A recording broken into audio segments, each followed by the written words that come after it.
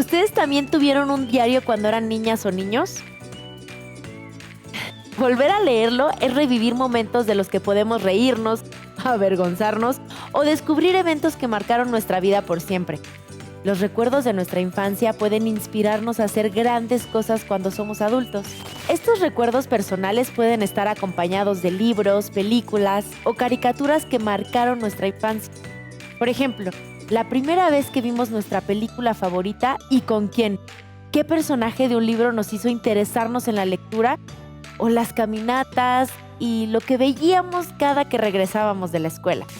Los personajes de los libros y las caricaturas que veíamos forman parte de nuestros recuerdos y los tenemos presentes en las pláticas con nuestros amigos, en las imágenes o memes que nos mandamos por mensaje, o en las frases que citamos en nuestra vida diaria. Toda esa cultura popular que nos rodeaba ahora forma parte de nosotros, y aunque no lo crean, le debemos mucho de nuestra forma de ver el mundo, de actuar. ¿Y qué creen? Esos personajes, canciones o historias no se crearon solos, salieron de la mente de una o varias personas que decidieron dedicarse a entretener y educar al público infantil a través del teatro, de las pantallas de cine o televisión o de las páginas de los libros. Y efectivamente, los creadores de contenido para el público infantil muchas veces usan esos recuerdos de su infancia como inspiración. Por ejemplo, Alex Hird, el autor de la frase con la que comenzamos el programa, se basó en su experiencia personal de crecer con una hermana gemela para crear una de las caricaturas más famosas de los últimos años, en donde dos gemelos tienen que resolver casos misteriosos y pelear con criaturas sobrenaturales para salvar al pequeño pueblo en donde vive su tío abuelo. Los mejores recuerdos de su infancia se convirtieron en una serie animada, que a su vez se convertirá en un recuerdo de la infancia que ahora están viendo estos programas y que tal vez los inspire a crear su propia historia. El ciclo de la inspiración nunca termina. Hoy en Vida Productiva conoceremos más acerca de la responsabilidad que tienen los trabajos que se enfocan en educar, entretener o asistir a la niñez. El siguiente video nos contará un poco acerca de la labor de crear contenido audiovisual para niñas y niños. Imaginar, crear, escribir y producir contenidos para el público infantil es una gran responsabilidad por el impacto que puede tener en ellos. También implica un nivel más complejo de comunicar las ideas, porque a diferencia de las series y películas creadas para públicos de mayor edad, los niños perciben el mundo de manera muy distinta y las ideas que se les quieran transmitir deben ser tratadas de manera sencilla, con un lenguaje entendible y que sean visualmente atractivas para que les generen interés. No se trata de seguir una fórmula básica que sabemos que funciona y simplemente imitarla o reciclar personajes que son familiares. Tampoco basta con un actor o actriz que les llame la atención o poner a niños y niñas en pantalla pero sin tener un mensaje claro. Cuando creas tu propio contenido original, pasas de leer, ver o escuchar programas, caricaturas o películas a hacerlas. Una tarea nada sencilla. Primero debes tener claro el mensaje. ¿Qué quieres transmitir? Después, ¿a quién irá dirigido? ¿A quién se lo queremos contar? La razón para difundir este mensaje. ¿Para qué lo queremos contar? Al delimitar el público al que va dirigido nuestro contenido infantil, debemos tener en cuenta que no estamos haciendo proyectos solamente para nuestros amigos o familia que ya nos conocen y saben lo que pensamos, sino que el producto debe estar dirigido a un gran público para garantizar su alcance e impacto. La forma en que se vive la infancia no es la misma para una niña de una ciudad grande y poblada que vive en un edificio rodeado de otras familias, un niño que vive en la sierra en una comunidad pequeña o un niño que vive en un país que está pasando por una guerra o una situación difícil. Siempre se debe considerar a las y los niños como seres inteligentes, pensantes, no como a un grupo único que se entretiene con cualquier cosa. Para lograr esto hay que conocerlos, platicar con ellos, saber qué hacen en su vida diaria, qué les gusta, qué está de moda. No basta que algo le guste a alguien como creador o creadora, o que se trate de traer un recuerdo del pasado al presente, sino hacerlo de una forma atractiva y divertirte haciéndolo. Para que sea atractivo, el contenido infantil debe presentarse en formatos innovadores, no seguir fórmulas repetitivas que ya no llamen la atención. Los formatos son las formas en las que se presenta el contenido. Pueden ser animaciones, musicales, programas de concursos, documentales, series de ficción, reality shows, sketches de comedia, programas con títeres, con conductores adultos o con conductores niños, cápsulas cortas, cortometrajes, largometrajes. La elección del formato depende de la historia que quiera contarse. La televisión pública es una de las mejores plataformas de contenido infantil, porque a diferencia de la televisión de paga, no intenta lucrar ni vender productos, sino transmitir mensajes.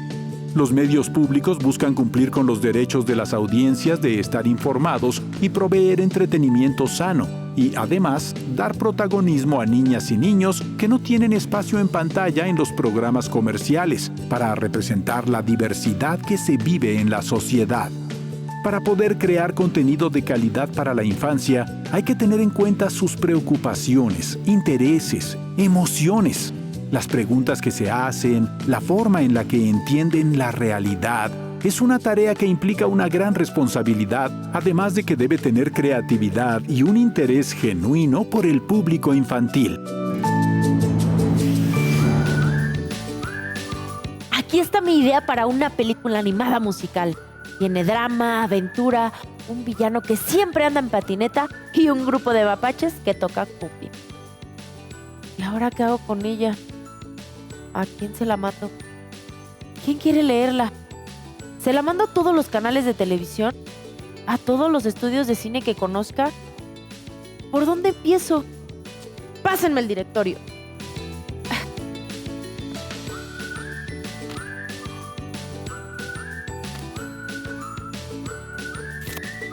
Una idea se le puede ocurrir a cualquiera. Solo basta un poco de inspiración. Pero comprometerte para hacerla realidad es un proceso muy largo. Bueno, de hecho son varios procesos que no siempre se concluyen. El camino para hacer realidad una serie, animación o película es largo y puede presentar varios obstáculos, como el presupuesto o la distribución del producto final. Pero si tienes la determinación y la constancia, puedes lograrlo encontrando alternativas y abrirte camino hasta haber logrado tu objetivo. Compartir tu historia y tu mensaje a niños y niñas. Vamos a conocer a un chico que hizo todo lo posible para poder ver sus ideas realizadas en las pantallas de cine y televisión, para que nos cuente acerca de su experiencia como creador y director de animaciones infantiles.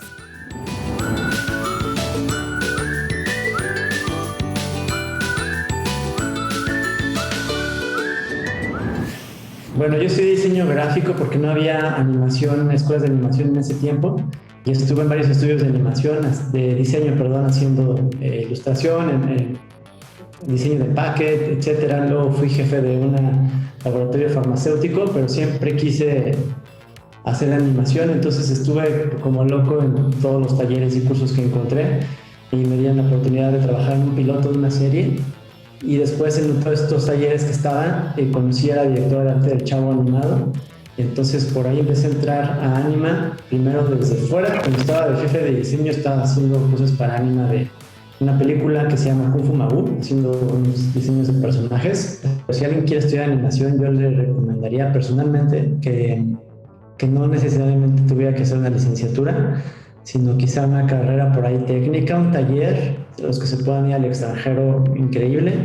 Pero creo que cualquier carrera afín, si vas a estudiar una licenciatura, que es diseño gráfico, todo lo que tenga que ver con arte, incluso hay unas de comunicación.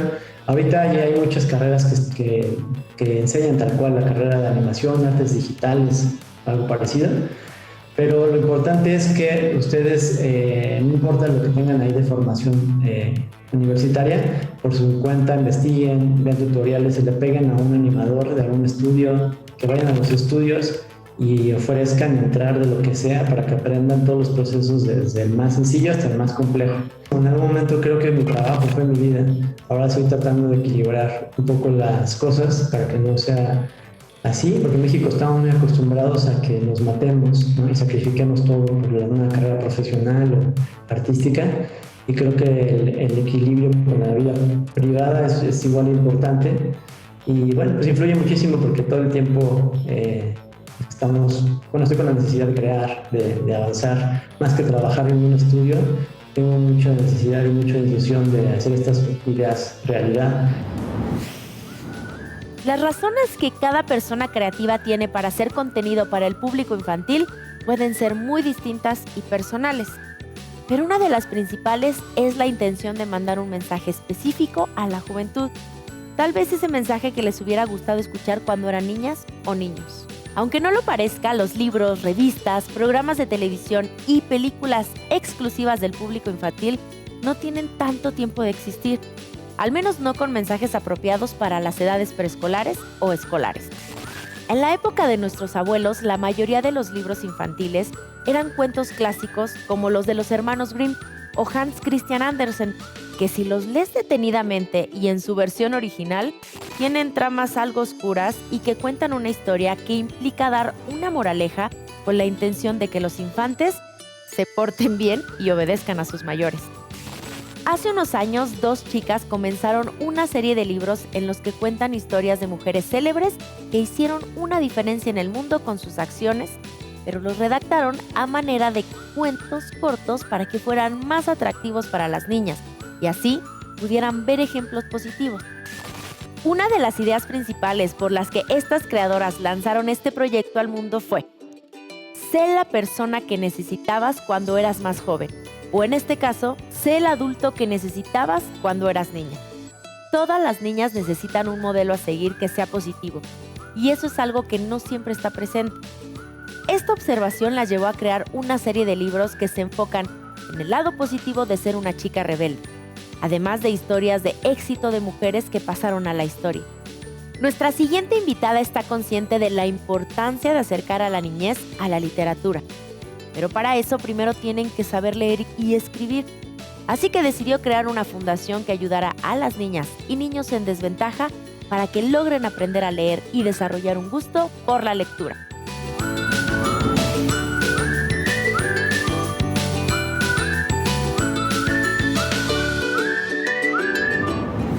La Fundación Zorro Rojo es una organización sin fines de lucro, es decir, no es un negocio, que se dedica a enseñar a leer y escribir a niños y niñas que no aprendieron a tiempo. Estos son pequeñitos que avanzan de grado escolar sin estar alfabetizados. También nos dedicamos a enseñar a leer y a escribir a mujeres en condiciones de vulnerabilidad. El mensaje que intentamos transmitir a los niños es que ellos pueden lograr lo que se propongan. No hay impedimentos para aprender a leer y a escribir. Desde nuestra filosofía, todos los niños y niñas tienen el derecho a educación de calidad y aunque los ritmos de aprendizaje muchas veces sean distintos, todos merecen ser parte de la cultura letrada. La importancia de la lectura en la niñez es que los libros abren la puerta a un mundo diverso. Nos sacan de la inmediatez de la realidad, nos permiten conocer a otras personas, otros tiempos, otros mundos posibles y además nos permiten desarrollar las funciones psicológicas superiores. Hay funciones mentales como planear, jerarquizar, inferir, que solo se desarrollan a través de la cultura letrada. Entonces la lectura en la infancia es importantísima y es igual de esencial lograr que los niños y niñas se interesen y además disfruten leer.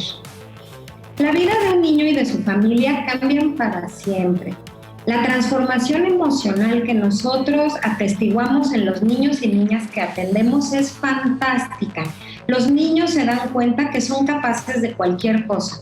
Una vez que un niño aprende a leer y escribir, se vuelve autónomo, no necesita copiar a los demás, no necesita esperar pistas del entorno y tiene la capacidad pues de crear, de imaginar, de participar y de también involucrarse y ser incluido en las actividades escolares, familiares e incluso sociales. Cuando eras niña o niño, ¿tuviste la oportunidad de ir a una feria del libro en tu estado o ciudad? Para muchas personas, esa fue la experiencia que cambió la forma en la que veían a los libros y donde aprendieron a disfrutar de la lectura como un pasatiempo y no como una tarea. Los talleres, obras de teatro, funciones de cuentacuentos y pláticas con autores e ilustradores en las ferias del libro son actividades que convierten un evento en toda una experiencia y acercan a niños y niñas al mundo de la literatura. La literatura infantil y juvenil es de gran importancia a nivel mundial. Actualmente existen premiaciones anuales dedicadas a ella a nivel nacional, continental e internacional. Los autores e ilustradores de literatura infantil gozan de fama mundial y su trabajo es reconocido y celebrado alrededor del mundo porque cumplen la labor importante de transmitir mensajes positivos a la infancia. La literatura infantil hace mucho más que entretener. Es un medio que lleva a las niñas y niños a desarrollar su imaginación, expresar emociones y sentimientos, lo cual no siempre es alentado por la familia. La literatura infantil contribuye en el desarrollo social, emocional y cognitivo de niñas y niños. Dejemos que un experto en el tema nos cuente más acerca de la importancia de acercarnos a la lectura desde una edad temprana.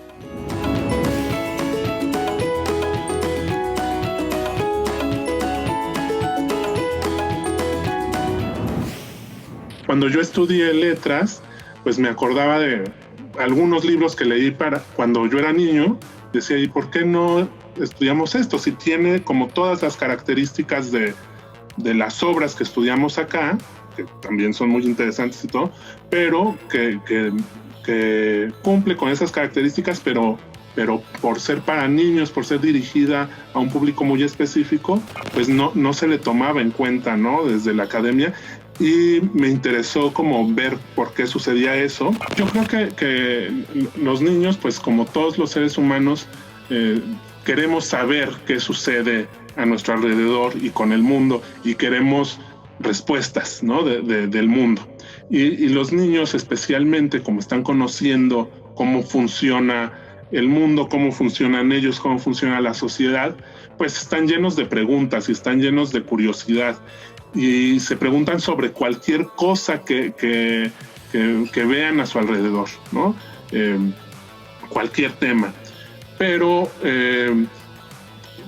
pues hay que hablar con las palabras, con los conceptos y a partir de las experiencias que ellos van teniendo, ¿no? Entonces creo que cualquier tema puede tocarse para el público infantil, pero de acuerdo a sus expectativas y a su experiencia. Y un libro álbum es un libro muy interesante porque es un libro que conjuga dos lenguajes. Por un lado el lenguaje del texto y por otro el lenguaje de la ilustración, el lenguaje visual. Es un libro que a lo mejor si nos lee nada más el texto y no vemos las ilustraciones, no comprendemos qué está diciendo el texto. Y cuando vemos nada más las ilustraciones nos falta algo para poder interpretarlas. Es un poco como el cine mudo, ¿no? que van sucediéndose una serie de acciones y de repente aparece un letrero que nos dice en dónde están o cuál es la relación entre dos personas, ¿no? Aparece la novia, ¿no? Es un poco eso lo que sucede en el libro álbum. Es un libro, es un género muy contemporáneo en el que sí se conjugan por lo menos dos lenguajes para generar un solo discurso. Mi interés por la literatura infantil tiene gran influencia en mi vida porque me dedico a muchas cosas que tienen que ver con la literatura infantil. Me dedico a diseñar talleres para niños, a hacer talleres con adultos sobre literatura infantil y a escribir sobre literatura infantil, ¿no? Bueno, también tengo un par de libros que yo escribí para niños, pero en realidad mi vida laboral gira en torno a la literatura infantil en gran medida.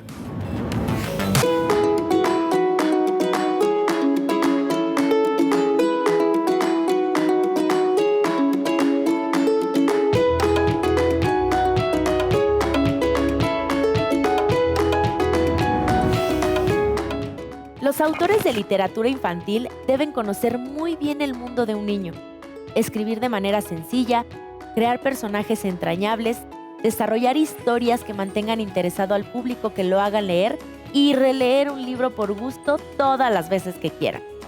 Un autor puede atraer al público infantil con la trama de una historia, pero un narrador o cuentacuentos se encarga de llamar la atención de los más pequeños para interesarlos en un libro, aunque no sepan leer, y así adentrarlos en la magia de la historia. El cuentacuentos es mucho más que un simple narrador. Es un mediador de lectura que crea toda una experiencia alrededor de un libro y apoya el desarrollo de las habilidades como escuchar y leer de forma comprensiva, la lectoescritura y la lectura pasiva activa. Nuestro siguiente invitado es autor de libros infantiles y juveniles, narrador, locutor y actor. Vamos a conocerlo.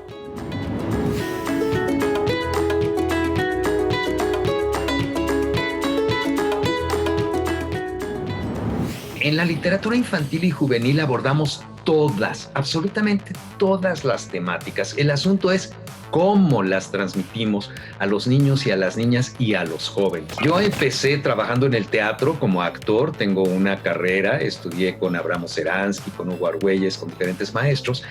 Sin embargo, un día acudí a una función de narración oral, de cuentacuentos, que ofrecía Moisés Mendel-Lewis, que fue un extraordinario narrador oral, y me sorprendió que a través de la imaginación, de lo que él se estaba imaginando y de la palabra hablada, nos llevaba a mundos que yo no conocía, a mundos insospechados. Entonces, a través de verlo a él y después conocer a algunos otros maestros de la narración, como Marcela Romero y algunos otros de diferentes países, me fui enamorando.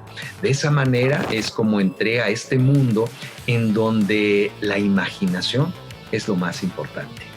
Pues no te podría decir exactamente cuál es la mejor, hay muy diversas, hay que estudiar las edades para las que trabajamos, hay diferentes técnicas, hay una técnica que a mí me gusta mucho que se utiliza en el Japón, que es el kamishibai, entonces es una suerte de teatrino en donde vas pasando las imágenes y vas contando, las mismas imágenes te van llevando de la mano, ¿no? Y esa es una técnica de kamishibai. Yo, por ejemplo, cuento con kazoo, a veces contamos con música, a veces con muñecos o con títeres para acercar a los niños y a las niñas a la lectura. ¿Saben qué? Leí una anécdota chistosa de mi diario de cuando era niña y se me ocurrió hacer una tira cómica de eso. Ahora que ya conozco más acerca de la literatura dedicada a la infancia, intentaré escribir y compartir mi historia. Me siento inspirada. ¿Quién sabe? Tal vez soy buena en eso. Hay que aprovechar nuestras habilidades y siempre intentar cosas nuevas, ¿no creen? Se acabó el tiempo por hoy. Pero antes de irme a comenzar con la tira inspirada en La Pequeña Cintia, les tengo una propuesta. Piensen en su libro, caricatura, programa o película favorita de cuando eran niños. ¿Cómo creen que influyó en su vida? Tal vez ese fue su primer acercamiento a la comedia, al dibujo, a algún deporte o simplemente a tener un gusto o interés propio, distinto al que el resto de las niñas o niños tenían. Parece algo sencillo y que pasa inadvertido, pero los mensajes que recibimos durante la infancia se quedan con nosotros para siempre. Por eso la literatura para niñas, niños, jóvenes debe ser elaborada con mucho cuidado, por escritores profesionales que motiven la reflexión, la curiosidad, que sean esperanzadores, que empoderen y fortalezcan la identidad de sus pequeños lectores.